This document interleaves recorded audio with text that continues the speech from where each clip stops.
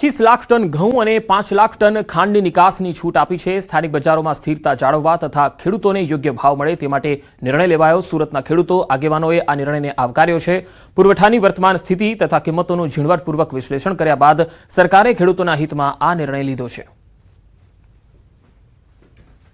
ગુજરાતમાં પણ ખૂબ જ મોટા પ્રમાણમાં ઘઉંનો પાક સૌરાષ્ટ્ર, ઉત્તર ગુજરાત અને મધ્ય ગુજરાતમાં છે, ત્યારે ઘઉંના ખેડૂતોને પણ આ નિકાસથી ફાયદો થવાનો છે।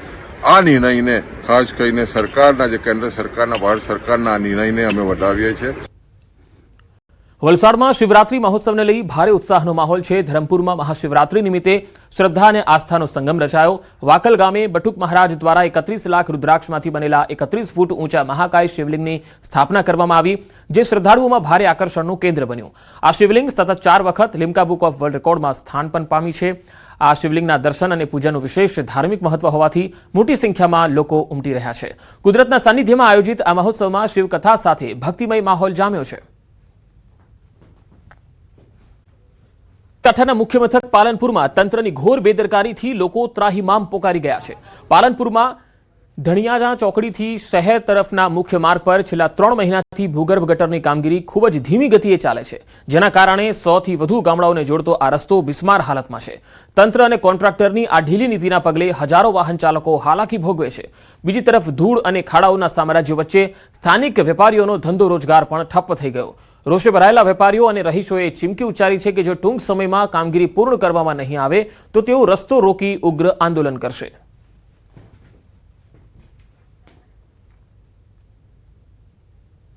આજુબાજુના લગભગ 100 થી વધુ ગામડાઓ, શાળાઓ, સોસાયટીઓ બધે અહીંથી પસાર થાય છે। પછી એક બીજો રસ્તો છે રામપુરા ચોકડી, ત્યાં આગળ ડમ્પિંગ સાઇડ આવેલી છે, તે રસ્તો પૂરો બ્લોક છે। એટલે આ મુખ્ય માર્ગ છે અને આ મુખ્ય માર્ગની ઉપર ગટર લાઇનનું કામ ચાલુ છે છેલ્લા 2.5 મહિનાથી। હવે આ 2.5 મહિનાથી કામ ચાલુ છે, હજુ 450 મીટર જેટલું કામ અંદાજે પટ્યું છે અને વેપારીઓ એટલા પરેશાન છે કે ન પૂછો વાત। શાળાના બાળકો સમયસર પહોંચી શકતા નથી, ઇમરજન્સી કોઈ ગાડી આવે તો બી અંદર ફસાઈ જાય છે। કે આજુબાજુ 100 ગામડાની પબ્લિક દિવસે અહીંયાથી આવર જવર થતી હોય, નાના સ્કૂલના વિદ્યાર્થીઓ જે એક્ટિવા લઈને જતા હોય એમને બી વારે અકસ્માત થતા હોય છે। અહીંયા રોડ ઉપર માંગ નહીં સ્વીકારાય તો બહુ આંદોલન થઈ શકે છે। ખાડી ખચ્યા અને ખૂબ અને જમીન જો ત્યાં ચારી ખોદી લે ત્યાં કણે પહોંચી એક્ટિવામાં ફસાઈ જવાની પ્લે લાગે અને સાઈડમાં આ તે જગ્યાએ રેત પડેલો હોય, બસ આવતી હોય તો સાઈડ કરવી હોય તો પણ થતી નથી અને જ્યારે રેતમાં ઊભા રહેવું હોય તો પણ ગાડી દબેલી જ હોય છે અને બને ત્યાં સુધી ઝડપી કોમ કરી અને 3-4 મહિનાથી આ હેરાનગતિ ચાલી રહી છે અને આ હેરાનગતિને ઝડપી કરી અને રસ્તો પાલનપુર ઉજીનો ધનિયાળા ચોકડી પાલનપુર ઉજીનો રિપેરિંગ થાય એવી અમારી મોગ છે। અમદાવાદમાં લૂંટારુઓ બેફામ બન્યા। વસ્ત્રાપુરમાં ચેન સ્નેચિંગનો પ્રયાસ થયો। માનસી 4 રસ્તા પાસેનો આ બનાવ છે। ઘટનાના સીસીટીવી પણ સામે આવ્યા। આ તસવીરો જુઓ। બાઇક પર આવેલા 2 યુવકોએ ચેન તોડવાનો પ્રયાસ કર્યો। બાઇક પરથી પટકાતા મહિલાને ઈજા પહોંચી। સ્થાનિકોએ ચેન સ્નેચરોને ઝડપી પોલીસને સોંપ્યો। વસ્ત્રાપુર પોલીસે બંનેની ધરપકડ કરી વધુ કાર્યવાહી હાથ ધરી છે। અમદાવાદમાં હવે ચેન સ્નેચિંગ સામાન્ય બની ગયું હોય એવું થઈ ગયું છે। આવા તત્વો ગમે ત્યારે તાક રાખીને બેઠા હોય છે અને જ્યાં મહિલાએ સોનાની ચેન પહેરી હોય છે તો તેનો પીછો કરતા હોય છે અને ત્યારબાદ મોકો જોઈને જ ચેન સ્નેચિંગ કરીને ફરાર થઈ જતા હોય છે। જોકે વસ્ત્રાપુરમાં બંને પકડાઈ ગયા। વસ્ત્રાપુરમાં અસામાજિક તત્વો બેફામ બન્યા। અહીંયા અંગત અદાવતમાં એક શખ્સોએ આતંક મચાવ્યો હતો। એક શખ્સે તો હથિયાર વડે મહિલા પર હુમલો કરી દીધો। ઈજાગ્રસ્ત મહિલાને સારવાર માટે ખસેડાઈ છે। હુમલાની ઘટના સીસીટીવીમાં પણ કેદ થઈ છે। તસવીરોમાં જોઈ શકાય છે અમદાવાદના શાહપુર વિસ્તારનો આ બનાવ છે, જ્યાં અસામાજિક તત્વો ખુલ્લેઆમ બેફામ બની અને હુમલાઓ કરતા થઈ ગયા છે। અંગત અદાવતમાં શખ્સોએ આતંક મચાવ્યો હતો। એક શખ્સે મહિલા પર હથિયાર વડે હુમલો કરી દીધો।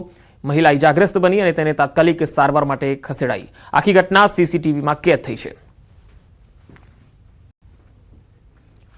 તો અમદાવાદના શાહપુરમાં અસામાજિક તત્વો બેફામ બન્યા, જ્યાં તેણે એક મહિલા પર હથિયાર વડે હુમલો કરી દીધો હતો। જોકે આ હુમલાનું ચોક્કસ કારણ શું હતું એ સામે આવી શક્યું નથી, પરંતુ અંગત અદાવતમાં આ હુમલો કરાયો હોવાનું સામે આવી રહ્યું છે। ઈજાગ્રસ્ત મહિલાને સારવાર માટે હોસ્પિટલમાં ખસેડાઈ છે।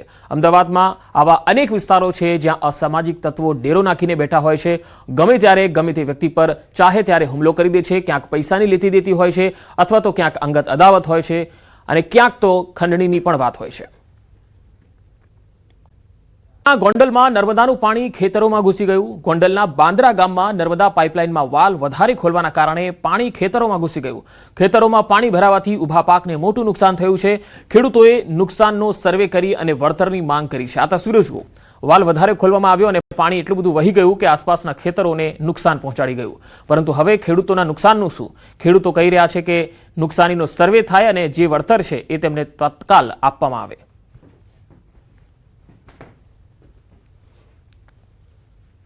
ઉપરથી પાણી આવીને તલાવડો તોડી અને અટાણે બંધ પારા તોડીને ખેતરમાં આવેલું પાણી છે. નુકસાની ચોમાસામાં ન થાય એટલું પાણી ઠેકીને અત્યારે ખેતરમાં આવી ગયેલું છે કે નુકસાનીમાં આવી રીતે કોઈ દી વરસાદથી કે ચોમાસાથી બન્યું નથી. અહીંથી પાણી છોડેલું હતું, 25 ફૂટ જેટલું ઊંચાઈએ પાણી ઉઠતું હતું અને આ પાછળ જોઈ લ્યો એ બધું પાણી છે. મારે 5 વીઘા જમીન છે, 40-50 હજારની નુકસાની છે, બંધ પારા ધોવાઈ ગયેલા છે. માં જ પાણીની પારાયણ પણ શરૂ થઈ ગઈ છે. ન્યૂઝ 18ની ટીમ ગ્રાઉન્ડ ઝીરો પર પહોંચી છે. ડાંગના અનેક ગામો એવા છે જ્યાં હજુ પીવાના પાણી માટે લોકો વલખા મારી રહ્યા છે. સ્થાનિકોની વેદના સાંભળી તમે પણ હલબલી જશો.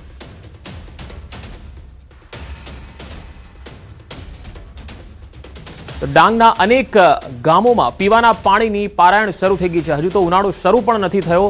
ન્યૂઝ 18ની ટીમ ગ્રાઉન્ડ ઝીરો પર પહોંચી છે. ડાંગ જિલ્લાના અનેક અંતરિયાળ ગામો છે જ્યાં પાણીના વલખા છે. પીવાના પાણી માટે લોકો દૂર દૂર સુધી ચાલીને જાય છે. પાણી ત્યાં મળતું નથી અને આપણા સત્તાધીશો એવું કહે છે કે પાણી નર્મદાના ગામે ગામ પહોંચાડી દીધા છે. પણ ગ્રાઉન્ડ ઝીરો પર એક પણ અધિકારી કે મંત્રીઓ જવા તૈયાર નથી.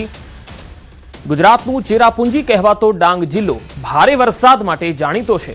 જો કે અહીંના કેટલાક વિસ્તારોમાં ઉનાળા પહેલા જ પાણીની પારાયણ શરૂ થઈ છે.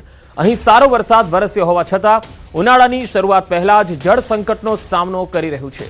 લવચાલી ગામ સહિતના વિસ્તારોમાં નદીઓ સુકાઈ જવાથી આદિવાસી મહિલાઓને પાણી માટે વલખા મારવા પડે છે. નદીઓ સુકાઈ જતા જંગલોમાં દૂર સુધી જઈ પાણી શોધે છે અને ગંદુ પાણી ગાળીને પીવું પડે છે.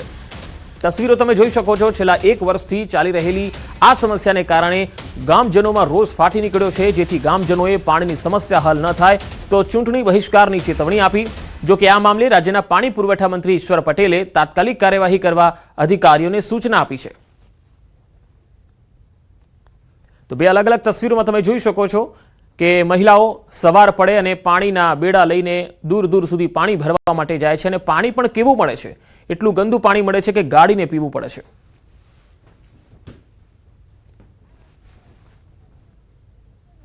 પાણીની સમસ્યા છે એ હું બદલ કહેવા માંગુ છું કે જે વર્ષોથી અમે પીવાનું પાણીની માંગ કરીએ છીએ કે દહેરથી પાણી અમારી પાણી પુરવઠામાંથી આવે છે, તો અમને પાણીની સખ્ત જરૂર છે કે પૂરતું પીવાનું પાણી અમને જોઈએ. પાણીની સમસ્યા જે છે એ દેહેર ગામથી પાણી વર્ષોથી ચાલતું હતું. લગભગ 26 વર્ષ થઈ ગયું હતું. હવે 1 વર્ષથી પાણી બંધ કરી દીધું છે. અમારા ગામના બહેનો જે છે એ 1 કિલોમીટર દૂર નદીએ જાય પાણી ભરવા, કોતરડાએ જાય, કૂવો ખોદીને પછી પાણી લાવે છે. તો પાણી અમારા ગામમાં જે પેલા આવતું હતું દહેરનું પાણી, એ પાણી હમણાં ગયા વર્ષથી બંધ છે અને કયા કારણથી બંધ કર્યું એ અમને ખબર નહીં પડી. પણ આ પાણી અમને દહેરનું અમારા માટે જોઈએ જ, કારણ કે બહેનોને બહુ જ તકલીફ છે. તો પાણીની એટલી પરેશાની છે કે ગામજનોની ધીરજ હવે ખોટી છે. આવનાર સમયમાં ચૂંટણી બહિષ્કારની ચીમકી આપી રહ્યા છે ગામજનો. તમે ગામના નામો પણ જોઈ શકો છો. ઉગા, દહેર, આ એવા ગામો છે કે જ્યાં પાણી લોકોને મળી નથી રહ્યું અને ઊંડે સુધી ખોદીને જે કૂવા છે તેમાંથી પાણી લઈને આવી રહ્યા છે. દૂર દૂર સુધી મહિલાઓ બેડા લઈને જાય છે અને સ્થાનિક અધિકારીઓ છે, સત્તાધીશો છે, એમના પેટનું પાણી હલતું નથી. અને વાત મોટી મોટી વિકાસની થઈ રહી છે, પરંતુ વિકાસ જમીન પર કેટલો ઉતર્યો છે તમે જોઈ શકો છો. માત્ર મોઢેથી વાતો કરવી અને મોટી મોટી લખાણો લખીને પોસ્ટરો છપાઈ દેવા, એનાથી વિકાસ નથી થતો. ગામની અંદર જવું પડે છે, મહિલાઓના હાલચાલ પૂછવા પડે છે, અધિકારીઓએ એસીની કેબિન છોડવી પડે છે અને ચૂંટાયેલા નેતાઓએ તો ખરેખર લોકોની વચ્ચે જ રહેવું જોઈએ.